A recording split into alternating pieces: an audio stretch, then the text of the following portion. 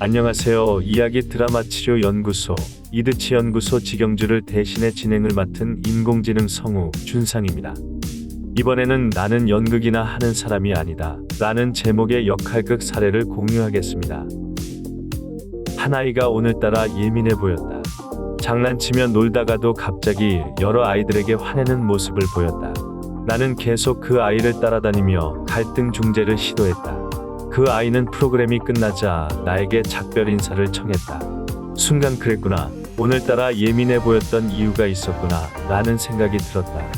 내가 이곳에서 역할극 프로그램을 원만하게 진행할 수 있었던 것은 그 아이의 공이 컸기에 나는 그 사실을 언급하고 악수와 감사 인사를 전했다. 그 아이는 밝은 표정으로 그동안 즐거웠고 감사했습니다 라고 인사해 주었다. 나는 그 아이의 건강과 평안을 위해 생각날 때마다 계속 기도할 것이다. 이제와 생각해보니 그 아이와 자연스럽게 이별 인사를 나누어 다행이었다. 쉬는 시간에 한 남자아이가 주위 사람들의 침묵 속에서 협박당하고 폭행당하는 것을 목격했다. 협박당하고 폭행당한 아이는 태연하게 밝은 표정을 유지하면서 외딴 곳으로 자리를 옮긴 뒤 혼자 조용히 놀고 있었다. 나는 그 아이에게 다가가 괜찮니? 라고 물어보았다. 그 아이는 웃음 띤 얼굴로 괜찮은데요? 왜요? 라고 대답했다. 나는 그 아이에게 애들한테 맞는 거 봤어. 많이 아플 것 같더라. 라고 말했고 그 순간 아이는 참고 있던 울음을 터뜨렸다. 나는 그 아이의 어깨와 등을 조용히 어루만져 주었다. 그리고 아이가 좀 더 자신의 감정을 느끼고 정리할 수 있도록 쉬는 시간을 5분 더 늘렸다.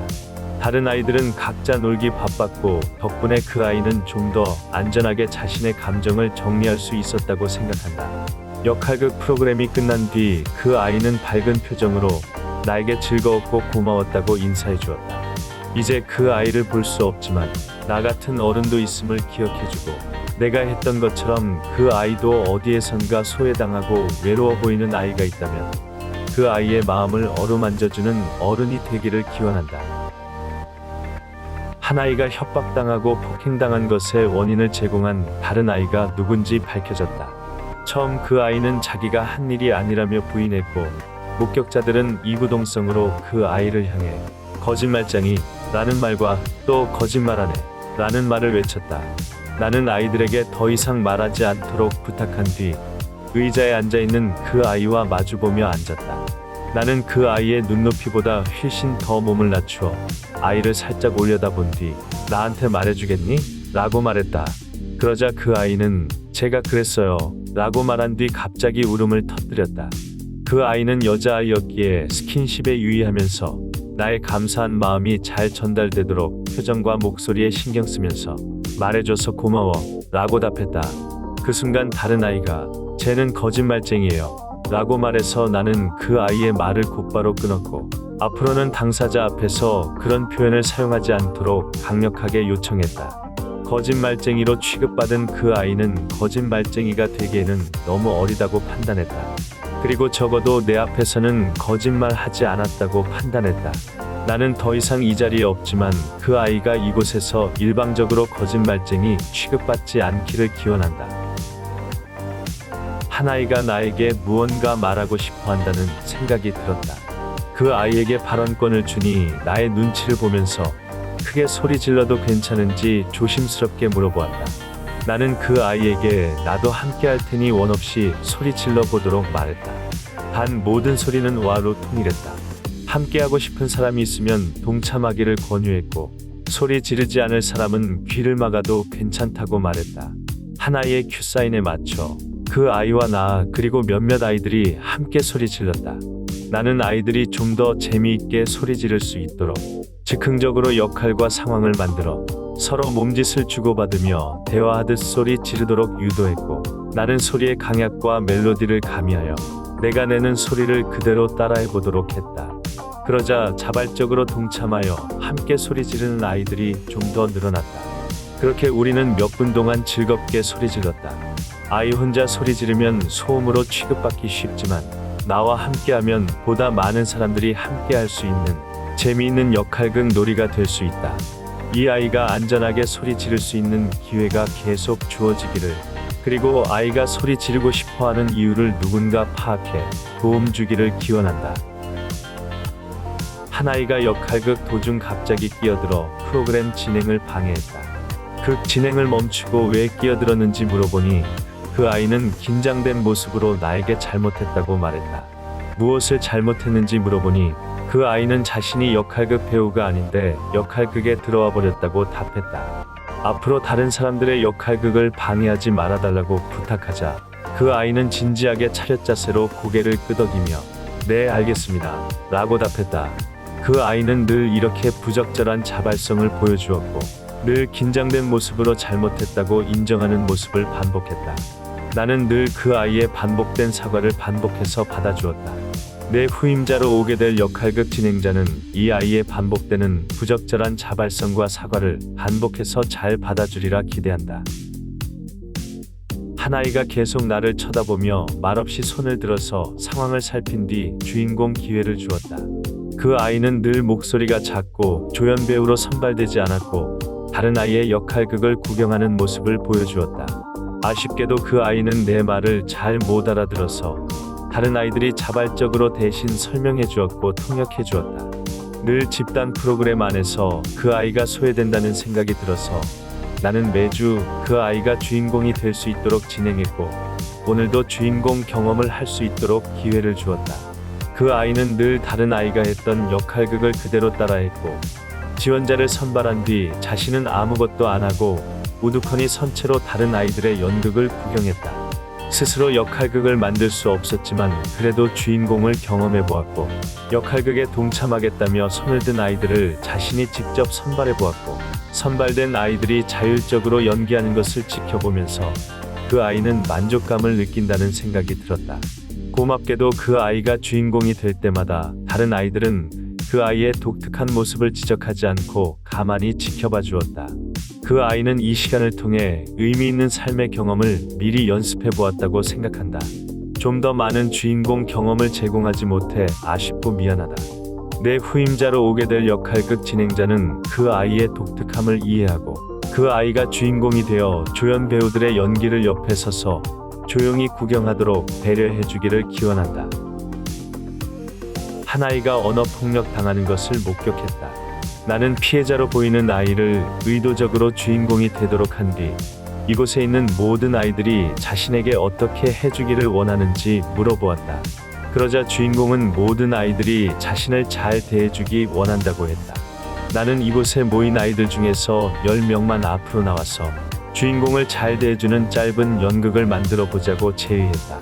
가해자로 보이는 아이를 포함해 총 10명이 자발적으로 나와 주인공에게 안마도 해주고 칭찬도 해주었다. 가해자로 보이는 아이는 주인공에게 허락을 구한 뒤 주인공의 긴 머리를 풀어서 정성스럽게 매만져 주었고 묶어 주었다. 주인공에게 소감을 물어보니 10명 모두 자신에게 잘해 주었고 특히 머리를 매만져 준 것이 가장 좋았다고 답했다. 소감을 듣고 난 뒤 가해자와 피해자로 보였던 두 아이는 자연스럽게 이야기하면서 어울리는 모습을 보여주었다. 앞으로 두 아이 간에 불편한 일이 발생하면 서로의 긴 머리를 매만져주면서 화해하면 좋겠다는 생각이 들었다. 프로그램을 마친 뒤 한 아이가 다음에는 꼭 앞에 나오고 싶어요 라고 말했다. 그 아이는 프로그램을 마칠 때마다 늘 나에게 이 말을 하고 나갔다. 이번 주에도 역할극 주인공을 하고 싶었는데 자기 때문에 다른 아이들이 주인공을 못하면 안 된다는 생각이 들어서 지원자가 없을 때를 기다렸다가 손을 들 생각이었다고 했다. 오늘은 지원자가 많아서 손 들지 않았는데 다음에는 그냥 손을 들어서 주인공을 하고 싶다고 했다. 나는 그 아이에게 다음에 꼭 주인공을 시켜주겠다고 약속하고 인사 나누었다. 나는 이제 이 약속을 지킬 수 없는 상황이어서 다음 역할극 진행자가 대신 이루어주기를 기대한다. 한 아이가 처음으로 주인공을 하고 싶다고 지원했다. 나는 기쁜 마음으로 어서와 이렇게 와주기를 기다리고 있었어 라고 말한 뒤 두 팔 벌려 환영했다. 그리고 그 아이의 역할극을 보면서 지지하고 격려해 주었다. 프로그램이 끝난 뒤 그 아이는 가지 않고 계속 나를 기다리고 있었다. 나한테 할 얘기 있니? 라고 물어보자 그 아이는 나도 소감 말하고 싶었는데 선생님이 안 물어봤어요 라고 말했다. 오늘은 역할극이 조금 늦게 끝나서 몇 사람 소감만 듣고 급히 마무리했음을 설명하고 소감을 물어보지 못해 미안하다고 말했다. 그러자 그 아이는 나에게 오늘 재미있었어요. 또 하고 싶어요. 라고 말한 뒤 인사하고 밖으로 나갔다. 이것이 그 아이와 나눈 마지막 인사가 되었다. 오늘 어느 기관에서 2시간 동안 역할극을 진행하면서 있었던 9가지 이야기를 정리해 보았다. 이 내용은 기관 재출용 일지에 일일이 다 기록할 수 없는 내 머릿속과 마음속에 담긴 아이들의 소중한 기록이면서 그곳에서 진행한 마지막 역할극 기록이다. 내가 만난 그 아이들은 그곳에 오래 머물지 않는다. 아이들 각자 언제 그 기관을 떠날지 알 수 없는 독특한 환경 속에서 나는 주어진 만남에 최선을 다했다. 나는 연극적인 방법을 활용한 의미 있는 만남과 역동에 집중해왔고, 만남과 역동에서 노출되는 아이들 각각의 독특한 문제를 목격할 때마다 주어진 시간 내에 조심스럽게 접근해보았다. 그리고 특이사항이나 보고사항이 있으면 담당 직원에게 설명했고 의견을 구했다. 그런데 담당 직원은 나의 설명을 제대로 듣지 않았고 빨리 대화를 마무리 짓고 싶어 했다. 내가 먼저 담당 직원에게 여기까지 이야기할까요? 라고 물어보면 곧바로 네라는 답변이 돌아왔었다. 나의 의견이 아이들에게 반영되지 않았다고 판단되는 경우도 있었다. 언젠가 역할극을 마치고 주차장으로 걸어가던 중 아이들이 여러 직원들과 기관 버스에 오르는 것을 본 적이 있었다. 나는 버스에 탑승해 출발을 기다리는 아이들에게 무언의 역할극을 시도했고 아이들은 나의 역할극에 대부분 호응했다. 늘 역할극 시간에 말없이 앉아있던 두 아이는 나의 역할극에 살짝 미소 짓는 모습을 보였다. 아이들의 밝은 표정과 대조적으로 버스에 탑승한 직원들은 모두 경직된 표정이었다.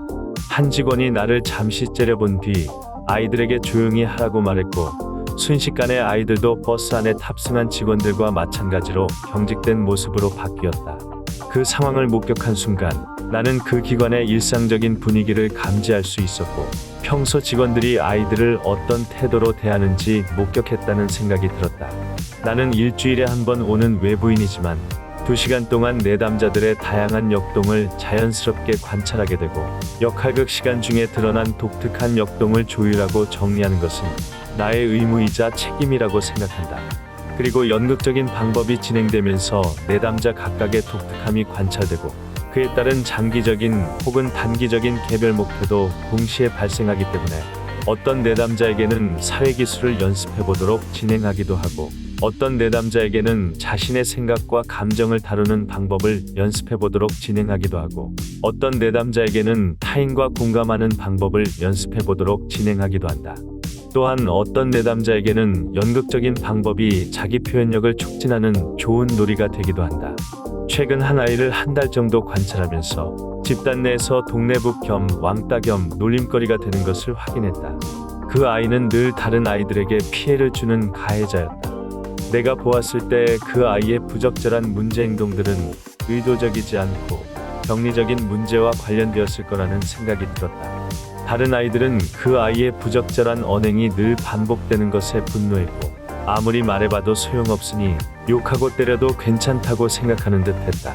상황을 파악하는 순간 나는 그 아이의 옹호자가 되고 싶었다.